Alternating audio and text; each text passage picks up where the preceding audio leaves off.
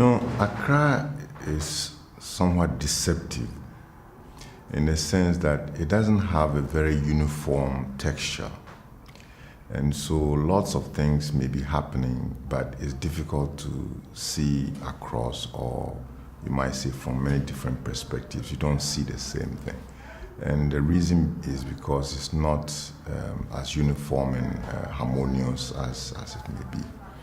On the other hand, the key to success in the future depends on capacity, the expertise of the people, and how long they've been working at it, the experience in running networks and so on come in handy.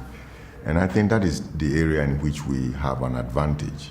Accra, being one of the first to have internet on the continent, has had a long period of developing that sort of capacity and diversity.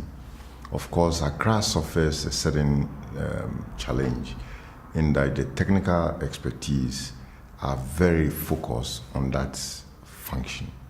And so they pay less attention to expressing themselves to the larger community as to the benefits that may be derived. Unlike other countries such as Kenya that you cited, where there's a lot more discussion on the value, the impact, and it's being done across the board. Here, no one seems to be directly paying attention to it, but I argue that there's a lot more buoyancy, a lot more activity in terms of the strength of the people, the expertise of the people. I've been sort of like the dean of the engineering community, internet engineering community in Africa. Yes, Kenya is coming up, but they're relatively young. All their older experts, in some sense, have moved out of the environment. So they haven't had as long a continuity. And that's what makes me very hopeful that even though Ghana's is not yet harnessed, it does have a fair amount of energy and experts, and more are being created, and people are trying all sorts of things. So it will show, meaning there will come a time when you will see the qualitative difference that you are looking for.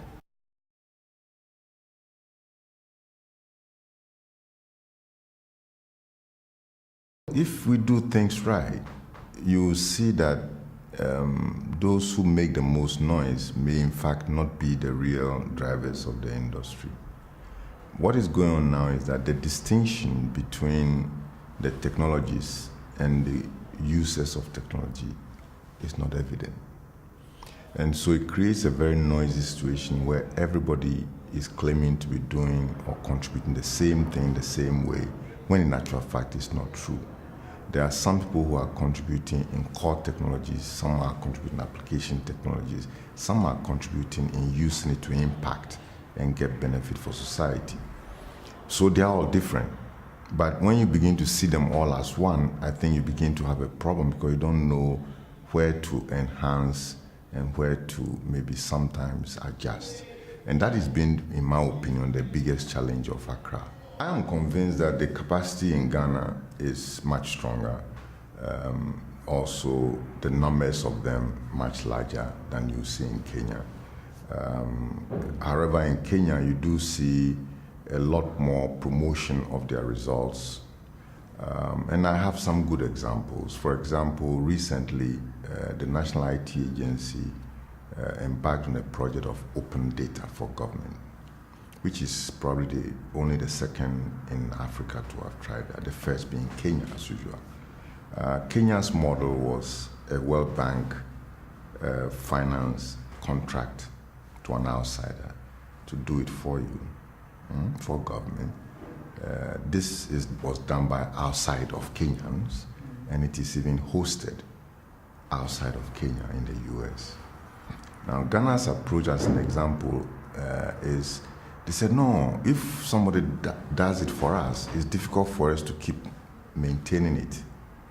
So we would like to do it ourselves. Rather, we would prefer to have somebody advise us, train us, open doors for us, but we must be the ones to do it. Certainly, we have built a larger community around our open data as a result of this approach than the other approach whereby somebody does it for you. Meaning there are some things in the technology and innovation area that you don't buy, you have to grow. Okay? Now, Kenya, on the other hand, believes that it wants to have the results irrespective. So whichever way, the fastest way it's able to gain access is the approach that Kenya does, which is good. I have a feeling in the long run, it's not the early bird that necessarily will win in this case, because it's a question of how strong the roots are. And that is why I'm of the opinion that even though Ghana may appear elusive, it does have a fair amount of energy within the system, and when it begins to move, it will be like a Nigeria moving.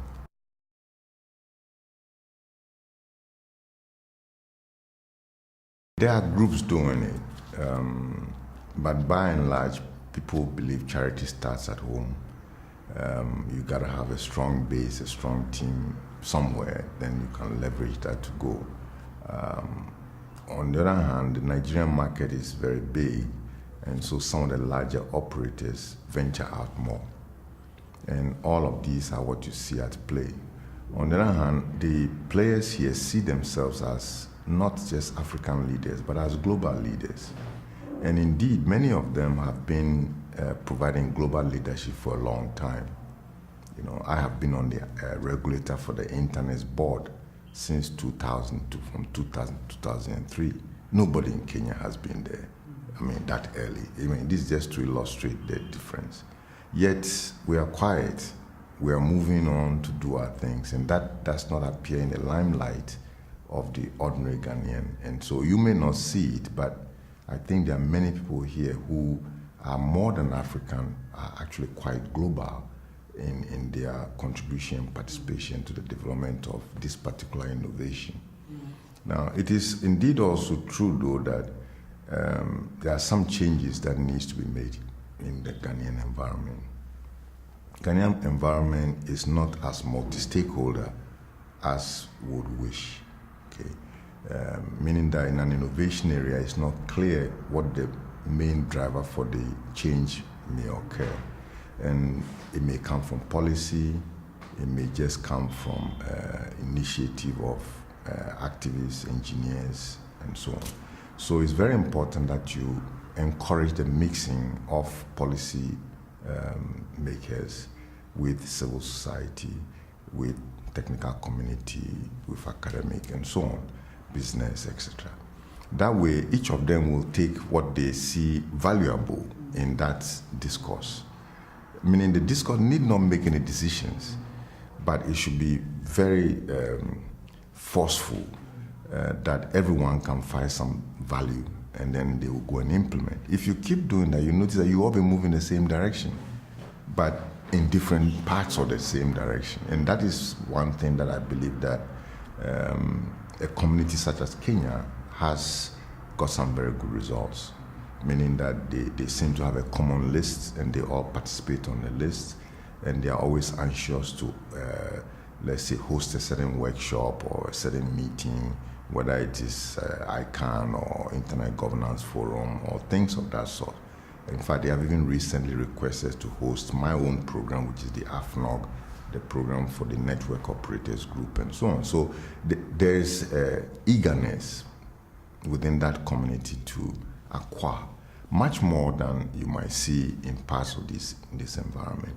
On the other hand, in this environment, people, once they decide, they move, and they don't wait for government. They also don't wait necessarily for a large multinationals to do it. For instance, Internet here was started by small organizations, and then later on the larger corporations followed, and so on and so forth. So these are some of the things I see at play.